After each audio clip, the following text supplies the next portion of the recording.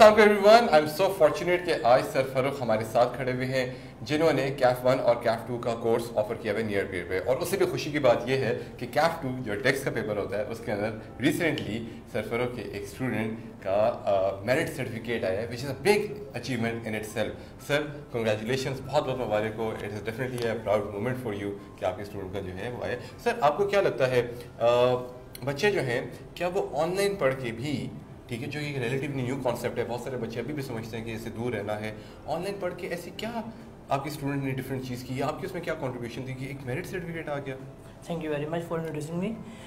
Online अगर आप बात करें तो ऑनलाइन जो वर्ल्ड है इस वक्त वो न्यू रियलिटी है।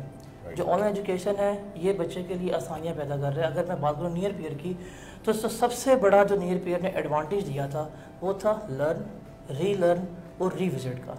ये जो तीन चीज़ें इसने जब बच्चे को प्रोवाइड की वो भी शॉर्टेस्ट टाइम में इसने बच्चों को किया कैपेबल कि वो जाके मेरिट सर्टिफिकेट सिक्योर कर सकते हैं। अपार्ट फ्रॉम मेरिट सर्टिफिकेट जो रिजल्ट प्रोड्यूस किया था वो भी ICAP से बहुत ज़्यादा बेहतर था, जिसमें मेरिट सर्टिफिकेट के अलावा बच्चों ने 4 सब्जेक्ट भी इसी अटेम्प्ट में पास किए हैं पेपर दे के। तो ये कुछ स्ट्रेटजीज और कुछ नियर पीरियड का जो एडटेक का एनवायरनमेंट है उसकी सपोर्ट जो है वो बच्चे को एनेबल कर रही थी कि वो मेरिट सर्टिफिकेट भी अचीव कर सकता है, इसके अलावा वो बेहतरीन रिजल्ट भी लेके आ सकता है जो इस अटेम्प्ट में हमारे आए हैं। Right sir. सर एक सवाल आता है जहन में कि जो टेक्स्ट का पेपर है बड़ा टेक्निकल किस्म का पेपर है और ये एक वो पेपर है या सब्जेक्ट है जिसकी बार बार जिसमें चेंजेस आती रहती हैं, टेक्स्ट लॉस चेंज होते हैं तो सब्जेक्ट भी चेंज होता है। तो आपको पर्सनल लेवल पर कितनी मेहनत करनी पड़ती है हर बार कोर्स को रिविजिट रिवाइज करने के लिए, इसके बारे में थोड़ा सा बताएं हमें। ये आपका सवाल बहुत अच्छा है क्योंकि टेक्स्ट का पेपर जो है ना ये one of the unique paper है पूरे कैफ लेवल पे। एक चीज़ मैं क्लियर कर दूं कि जो टेक्स्ट का पेपर है आप टेक्स्ट 2 दफ़ा पढ़ते हैं, एक पढ़ेंगे कैफ लेवल में, दूसरा पढ़ेंगे आप जाके CFEP लेवल में जो एडवांस टेक्स्ट होगा। जो कैफ लेवल पे पेपर है अगर आप पूरे कैफ के पेपर देखें 8, तो ये एक वन ऑफ द पेपर है जो न्यूमेरिकल भी है और थ्योरेटिकल भी है। मतलब एक लॉ है, एक उसकी प्रोविजन है, उसको आपने न्यूमेरिकली भी देखना है, आपने उसकी थ्योरेटिकल भी देखना है किस तरह अप्लाई होगा, उसके आपने सिनेरियोस भी देखने हैं और न्यूमेरिकली भी किस तरह उसको देखना चलेगा। सेकंड बात जो है ये one of the most practical paper है। जितनी चेंजेस इसमें आती है उतनी किसी में नहीं आती कि क्यों, गवर्नमेंट बैठी हुई है, गवर्नमेंट को ख्याल आएगा ये चीज़ चेंज करनी है वो टैक्स में चेंज कर देंगे, मसला हमारे लिए, बिकॉज हमने गवर्नमेंट के साथ चलना है। तो टैक्स में जितनी फ्रीक्वेंट अपडेट्स आती हैं उसके साथ साथ कोर्स को अपडेट करना एक चैलेंजिंग टास्क तो होता है, बट अल्हम्दुलिल्लाह जो टैक्स का कोर्स है फ्रॉम वेरी फर्स्ट अटैम्प्ट जब भी टैक्स चेंज होता है तो विद इन अ मंथ मेरा जो कोर्स है वो टोटली अपडेटेड होता है, न्यू अटेम्प्ट के मुताबिक होता है। चैलेंजिंग टास्क तो है लेकिन कभी भी किसी बच्चे को कोर्स अपडेशन से लेकर प्रॉब्लम नहीं आई।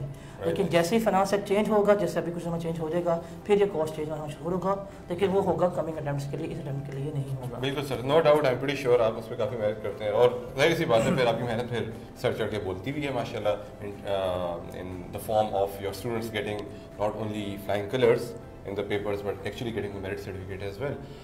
सर आप CAF 1 CAF 2 2 courses near period पर इस टाइम पे ऑफर कर रहे हैं। सर आपकी कोर्सेज के लिए क्या फ़ीचर्स हैं, वो कौन से चंद फीचर्स हैं या वो कौन सी अच्छी चीज़ें हैं जिसकी वजह से आपको लगता है कि स्टूडेंट्स का बहुत फ़ायदा हो सकता है? वो एडिशनल फ़ायदे भी थोड़े से हमें बताएं जो कि शायद उनको किसी और कन्वेंशनल एजुकेशन सिस्टम में शायद ना मिलती हों। जो अगर मैं बात करता हूँ बात टैक्स की, जो कैफ 2 जिसपे मेरिट सर्टिफिकेट आया है, अगर इसके फीचर्स की बात करूँ तो मेरे ख्याल से मेरा जो कैरियर की सबसे बेस्ट वर्किंग है वो मैंने इस कोर्स पे की है। इसको मैंने बहुत मोहब्बत से पाला है। ये मेरा बच्चा है, ये मेरा चाइल्ड है जिसको मैंने लेके किया है। अगर मैं इसको बात करता हूँ ना तो मेरा पूरा जो कोर्स का कंटेंट है from chapter 1 from module 1, as you know कि हमारे मॉड्यूल्स होते हैं, मॉड्यूल 1 टिल मॉड्यूल 27 88 आवर्स का कंटेंट है। अब इसमें हाँ जी, इसमें सिर्फ और सिर्फ एक होता है कि जी लेक्चर्स हैं, इंटरेक्टिव नहीं होंगे, थ्योरी होगी, न्यूमेरिकल्स नहीं होंगे, प्रैक्टिस नहीं होंगे। ऑटम 14 से लेके ऑटम 21 तक के 5 पेपर क्वेश्चंस हमारे वहाँ पे पड़े हुए हैं जो मैंने सॉल्व करवाए हुए हैं। ये तो एक कंटेंट हो गया। इसके अलावा सबसे बड़ा फीचर है कि एक चैप्टर जो है एक कन्वेंशनल स्कूल में जो फिजिकल है जो भी है कन्वेंशनल, वहाँ पे चैप्टर करते हैं आप 3 दिनों में, क्लास है 1.5 घंटे की, उसमें 5 कंसेप्ट डिस्कस किए हैं। एक बच्चा उसको करता है रिविजिट, उसके लिए अगर एक कंसेप्ट नंबर 2 मिसिंग हो गया, 3 मिसिंग हो गया, उसके लिए इम्पॉसिबल है करना। यहाँ से नहीं है, यहाँ पे कंसेप्ट वाइज वीडियो ब्रेक है, शॉर्ट वीडियो है, 10 मिनट की हैं, 8 मिनट की हैं, टू द फोकस है।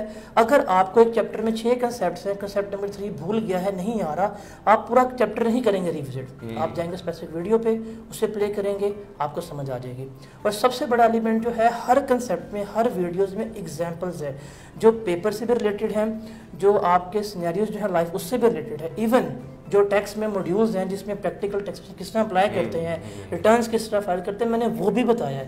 तो नॉलेज को प्रैक्टिकल लाइफ से जब मैंने रिलेट किया तो इसलिए इतना अच्छा ये कोर्स बन गया। तो 88 आवर्स का कोर्स है, ऑटम 14 से लेके ऑटम 21 तक के सारे पास्ट पेपर्स हैं। और वीडियो में कहीं पे थोड़ी बहुत मीम्स वगैरह भी इस्तेमाल हुई हैं, कहीं पे पिक्चर्स इस्तेमाल हुई हैं, कहीं पे वीडियोस इस्तेमाल की है, ताकि बच्चा कभी भी ये फील ना करे कि वो वीडियो देख रहा है। वीडियो यूट्यूब पे भी है, वीडियो यहाँ पे भी है, लेकिन फ़र्क क्या है, बिकॉज यहाँ पे बच्चे को सोच के अपने माइंड में रख के कि एक बच्चा इस लेवल पे है, उसका किस कैपेबिलिटी होगी, कहाँ पे पिक करेगा, उसके हवाले से वीडियो बनाई गई है, तो वो इसको हेल्प मिलती है। तो ये होगी बात कोर्स की। इसके अलावा जो एडिशनल चीज़ें मिलती हैं, अब ये खाली हमारी लेक्चर वीडियो तो नहीं है, उनको लाइव सेशंस की सपोर्ट मिलती है। 7 डेज़ के बाद मैं आता हूँ, हम बैठते हैं, उनको 7 डेज़ का टास्क दिया, वो उसको देखते हैं, करके आते हैं। हम 1 घंटा लाइव बैठते हैं, वो अपने क्वेश्चंस करते हैं, मैं उनके आंसर करता हूँ। इसके अलावा व्हाट्सएप की सपोर्ट मिलती है। इसके अलावा उनके टेस्टिंग के लिए हम टेस्ट लेते हैं, असाइनमेंट्स है। इवन तो मेरी मशहूर भी है कि असाइनमेंट्स जो है वो मेरी बहुत मुश्किल है एज कम्पेयर टू टेस्ट। इसके अलावा जो सबसे यूनिक काम मेरे इस कोर्स का है, अगर आप कभी देखेंगे जाके, तो मैंने चैप्टर को समराइज बहुत कर दिया। आप एक टॉपिक पढ़ रहे हैं सैलरी का, उसको आपको कंप्लीट करने में लगे हैं 2.5 घंटे, मॉड्यूल्स में वीडियोस भी देखी। अब वो मैंने उस 2.5 घंटे के कंटेंट को समराइज करके जब आप कंप्लीट करते हैं, मैंने 5 मिनट की वीडियो ही बना दी। क्या बात है। वो 5 मिनट की वीडियो देखें, पूरा आपको जो मॉड्यूल होगा, चैप्टर होगा, वो रिवाइज हो जाएगा। और मैंने उसको आपके फिर पेपर पे भी कन्वर्ट कर दिया 2 पेज के ऊपर। समरीज की फॉर्म है, न्यूमेरिकल शीट्स की फॉर्म है। तो बच्चे को जितनी चीज़ें चाहिए जो उसके लिए हेल्पफुल हो सकती हैं, सिस्टमेटिकली वो सारी उसको प्रोवाइड की गई हैं। वो सिर्फ वीडियोस नहीं ले रहा, बल्कि वो वीडियोस के साथ साथ उसको एडोस जो मिल रहे हैं, वो उसकी लाइफ बहुत ज़्यादा बेहतर कर रहे हैं। असाइनमेंट्स, उनके डिस्कशन, टेस्ट, उनके डिस्कशन, समरीज नोट्स हैं, फिर मॉड्यूल्स हैं। और वो इंटरेक्टिव मॉड्यूल है, ये नहीं जस्ट किताब खोल के पढ़ा दिया, उसमें डेली लाइफ के एग्जाम्पल्स, वीडियो के इंक्लूजन्स जो है। तो वो बड़ा इंटरेक्टिव सा कोर्स बना जो बच्चे को कभी भी बोर नहीं होने देता। उसका जो अटेंशन स्पैन है वो हमेशा कैप्चर करता है। तो ये कोर्स के फीचर जो हैं वो बच्चों को मिलते हैं जब वो ले रहा होता है। तो इस चीज़ ने यूनिक किया है मेरे कोर्स को। और आई थिंक यही एक मेन वजह थी जो इसमें एफर्ट्स की, बच्चे को देख के बच्चे इंटरेक्टिव रहे, बच्चे इसके साथ लिंक रहे, उनको बर्डन नहीं लगा। एक बड़े चैप्टर को 5 घंटे में करना, मतलब जो चैप्टर 5 घंटे में करना था, जब उन्होंने छोटे टाइम में किया, ब्रेक्स वीडियो में किया, तो उनका अच्छे लर्न हो गया।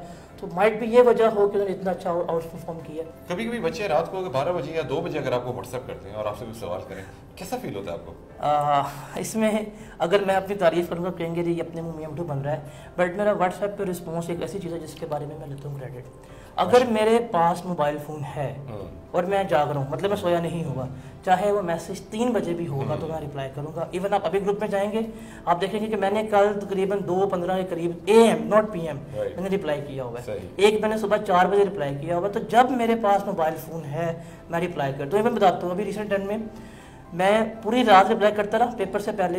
मेरा आखिरी रिप्लाई जो है था वो 8:50 तक था बच्चे को, मतलब वो एग्जाम हॉल में दाखिल होने से चंद मिनट पहले तक वो मेरे साथ रहा, मैं उसको रिप्लाई करता रहा। तो व्हाट्सएप में तो आप जाके कभी देखेंगे, वहाँ तो एक अलग जहान जो चल रहा है, वहाँ पे क्वेश्चंस हैं, उनके आंसर्स हैं, वो बड़ा अच्छा वहाँ पे इंटरेक्टिव फीलिंग होती है। Which means something that I really want to tell the students कि near period does not mean कि ऑनलाइन कोर्स है तो ऑनलाइन में बस जो टीचर जो है बस से पढ़ता है, नहीं। आई थिंक टीचर जो है वो पढ़ते से और ज़्यादा बाहर है, मतलब अगर आप ऑनलाइन फिजिकल में जाते हैं तो 2 घंटे अगर कॉन्टैक्ट आवर्स अगर आपके टीचर के साथ है तो शायद वही है।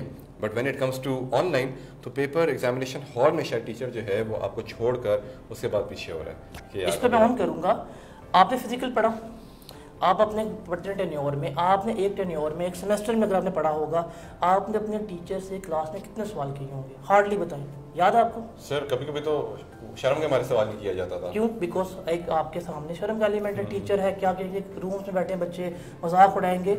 यहाँ ऐसा नहीं है। यहाँ पे ऑन एवरेज जो एक बच्चा है वो दिन में इतने सवाल पूछ रहा होता है कि वो शायद अपनी लाइफ में कभी इतने फिजिकल सवाल ना पूछ सके। एक जो वो एलिमेंट है ना पर्दे का, वो नहीं है। बच्चा इजी है, बच्चे का फेस नहीं आ रहा, उसे ये डर नहीं मेरे क्या मजाक उड़ाएंगे क्या नहीं उड़ाएंगे। तो ये बहुत बड़ा फीचर है।